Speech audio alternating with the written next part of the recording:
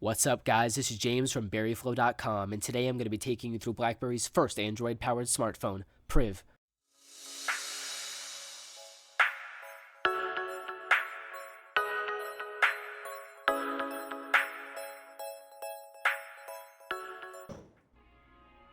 I've been using Priv for over 2 weeks, and it's been a resistive transition for me coming from BlackBerry 10. For the company, Priv marks a major turning point in their strategy, which is shifting heavily to software and services.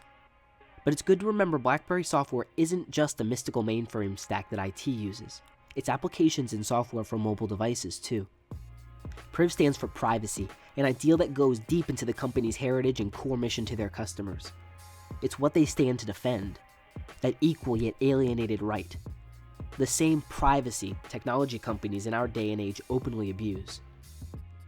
BlackBerry re-enters the market at an interesting time for security. As we amass a vision for the future of connectivity, Priv represents what smartphone users really want, despite what Apple and Samsung have sold them. Smartphone users want it all. No one wants to pay for compromises, and while Priv is not a perfect device, it was conceived to excel in all key areas that smartphone users need. BlackBerry's new management team executes on this mission. Priv by BlackBerry is powered by Android, bringing over 1.3 million applications and the rich Android ecosystem, all within the enduring shell of BlackBerry's top-notch hardware. BlackBerry has also transitioned its expertise at security and privacy in multiple layers on Priv. From top-level user controls through DTEC, which monitors device security, to the hardware root of trust, in which BlackBerry injects a unique hardware pin directly into the chip. Another pillar by which Priv stands is best-in-class productivity. There's a robust calendar, contacts, virtual keyboard, and integrated communication hub. BlackBerry's retrofitted Android with the core additives for getting real work done. There's just enough BlackBerry here to not feel overwhelmed, but BlackBerry lets Google shine through with stock maps, photos, Drive, cloud storage, and Google Docs. The way BlackBerry has implemented its Android launcher is respectable. Pop-up widgets, quick shortcut gestures for hub and device search, and access anywhere productivity edge to peek into unread mail, upcoming calendar events, tasks, and favorite contacts. All of this works together well to elevate the experience on Priv. This experience is only amplified when you slide up the screen and reveal the 4-row touch-enabled QWERTY keyboard. This is honestly where Priv all comes together for most, but it's not so much the keyboard itself, yet how it's integrated into the entire device. Because it's touch-enabled, it really feels like an extension of the touchscreen. BlackBerry spent most of their time making sure they got the keyboard just right, and it shows. Gesture-based flick typing, swipe deletion, fine cursor control. Basically, they brought every touch-enabled capability that we saw on the Passport and re-engineered it here for Priv. This means that you can scroll through web pages and swipe through the OS using the keyboard as a touchpad.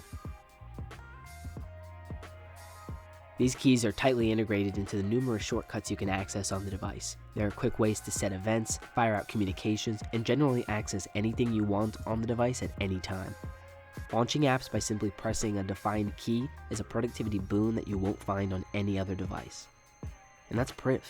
It blends a smoking hot premium touch form factor with a slide-out QWERTY keyboard. It blends security and Android. It blends millions of applications with the ones you need to stay productive. BlackBerry has looked at both sides of the mobile equation and broken down the barrier of compromise. In the process, they've demolished the garden they've fostered for years, while also doing a massive blood transfusion on their core BB10 platform to Android. This isn't a Hail Mary play. BlackBerry has just finally started listening. All the BlackBerry additives are opt-in to what is otherwise a near-stock Android device that ships with Lollipop 5.1.1. BlackBerry has been vocal about frequent security updates and an intent to bring the device to Android Marshmallow in early 2016.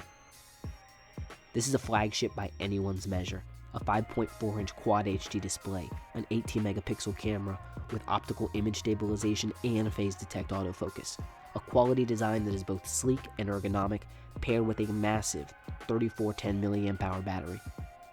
Priv is literally the best of both worlds, where BlackBerry and Android meet and actually really get along. Priv is just the beginning. It finally feels like Android has matured to the point that BlackBerry can really add unique value, and Google, through their own efforts, is only adding more emphasis on security. I invite you to try Android Amplified on Priv by BlackBerry.